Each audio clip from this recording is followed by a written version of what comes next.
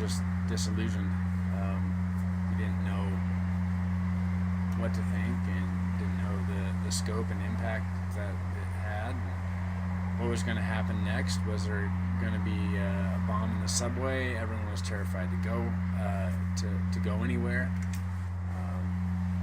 We didn't know if there was continued attacks, and I think that's one thing that's kind of overshadowed, is that people really felt paranoid, and rightfully so, after something like that had happened. So I'm not quite sure when I went to Ground Zero, if it was like 3 days or a week after, but we went down there and everything was taped off.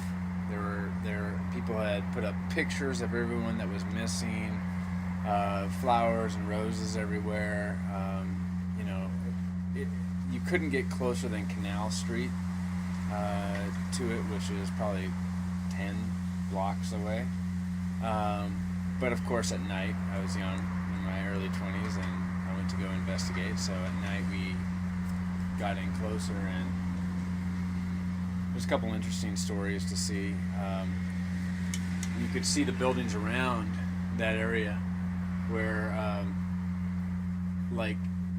basically 2-story holes were bolted into the buildings, and some of which looked like it was the tires from the airplanes coming off, that just blew right through some of the buildings, and you could see it pummel through a building, through the floor of it, down to the next floor, and then right out, like a bullet would go right through your side or something. But probably the most interesting thing that I saw there was a McDonald's, and there's a McDonald's that was on kitty corner to the towers. And in New York, space is not a commodity, right? And so the main floor of McDonald's is where you order. The second floor is where you eat. And all on the outside of this building, this corner of a building, it was probably a 40-story building at least, but the 2 floors there all had red and yellow and white tile, just like 4-inch tiles that were on it. And they had spray painted on the building emergency police station and first aid. And so the first aid was upstairs in the McDonald's, and the police were on the main floor, and they made that their little station. And I just thought that was so interesting, because the irony of McDonald's and America and the police and everything just really stuck in my mind.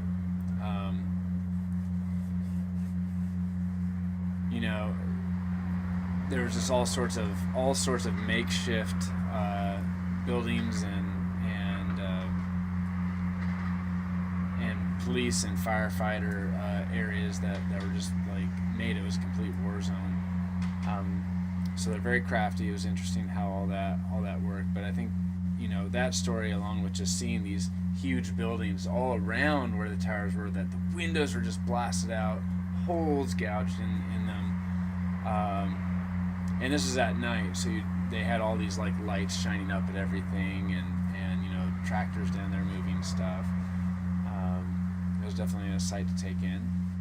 2 years ago, when I was working in athletic training, I took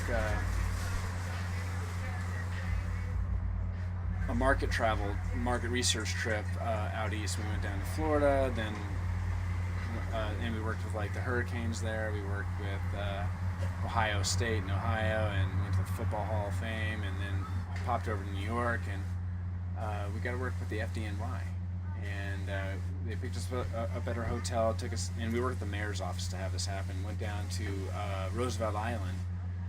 I think it's Roosevelt Island, but one of the islands in the Hudson, where they actually have the training facilities. And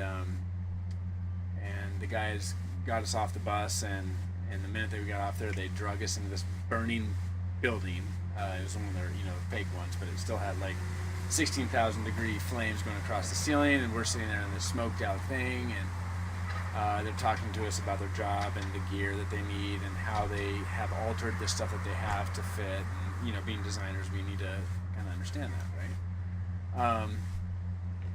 So afterwards, they started giving us a tour of this area, and they had this huge mural of every single firefighter that died in 9/11, and the mural was, I don't know, and the pictures are maybe 4x6 photos, and it took up like a 50-foot wall that was 10 feet tall of just photos and all these people who had died because of that day, and that stuck with me for a long time.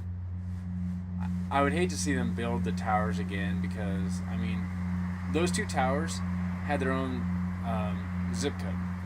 I mean, there was more office space when those things were built than in the entire city of Cincinnati. They're huge, and it's just too much of a casualty. They're not realistic. They're not safe, being that size. So I just don't think buildings should be that big. If they want to have something that's like a replica tower or something like that, then do the Eiffel Tower. If you want to have something that's large, but New York doesn't need that. Actually, a lot of the space wasn't used because no one wanted to be in it. It was just it took you 20 minutes to get up to your office because the elevators and waiting in line and everything, it just didn't work very well. So I think definitely doing a memorial is appropriate.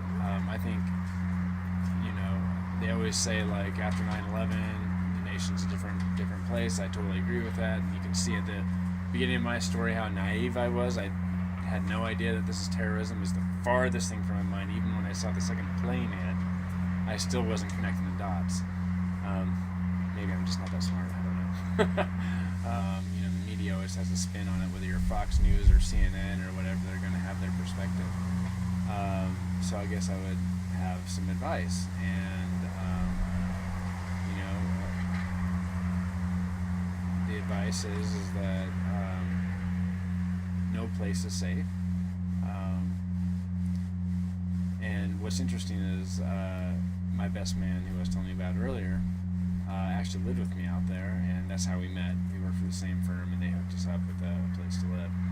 And the night before it happened, we were just philosophizing about war, and we basically said there's no way that anybody would attack the United States. It'd just be ridiculous. You never would attack the soil here. And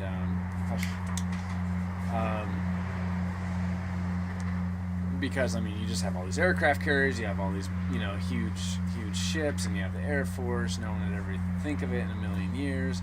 Maybe there would be nuclear bombs coming from Russia, perhaps, but no one would ever attack us. But the fact of the matter is that 9/11 did happen, and two guys were able to paralyze the entire DC area with a shotgun, terrorizing people. So I think the word of the wise is just to be cautious. That'd be my advice. I'm not really a super conservative, so when I watch Fox News, I always see a spin in it that aggravates me, but I also know I have my personal bias as well, and there's multiple points of view, so I don't really think that what they're portraying is wrong. I think they just have their own bias on it. I don't think there's any 1984 government operation or cover-up or anything like that. I think it's all relatively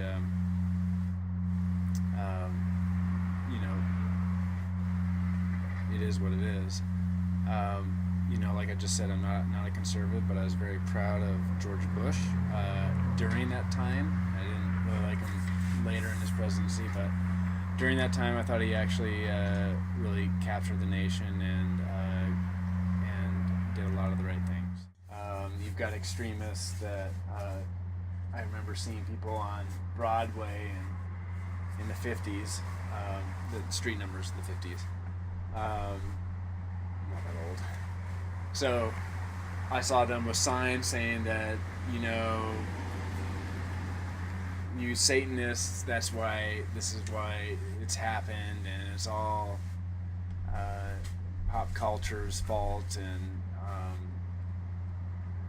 that's why it's happened. So you have those extreme views that came out, but I don't think that that's the general Christian outlook it's that 1% that casts a shadow on everyone. It's like the ultra religious conservative Republican makes the entire Republican Party look ridiculous, and the ultra hippie radicalist on the Democrat side makes that side look ridiculous, right? So you got all these huge spectrums, and they're the loudest voices oftentimes. I've always led my life by trying to lead by example and not being loud and just taking care of my own business. And obviously helping people, but I'm not obnoxious and loud about my views and the reason why I'm doing things, or my motives. You got to think of, like, would we ever be in Iraq? Would that have ever happened? Would we be in Afghanistan? Would our economies be crumbling? Would we have such hatred from people in Europe towards Americans?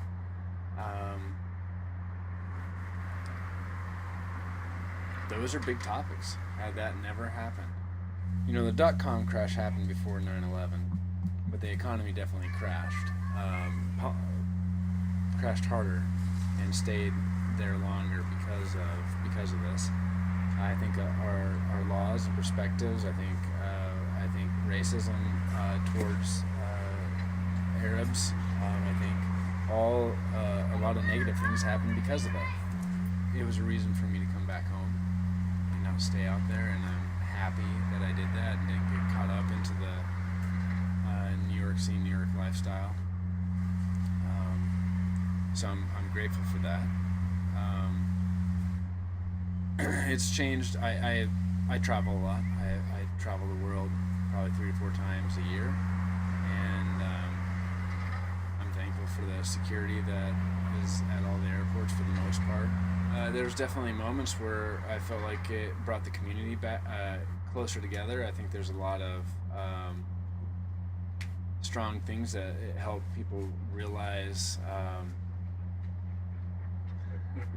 It helped people realize the value of each other. It helped me realize that I wanted to come home, and that I wanted a family, and that I wanted certain things out of life. So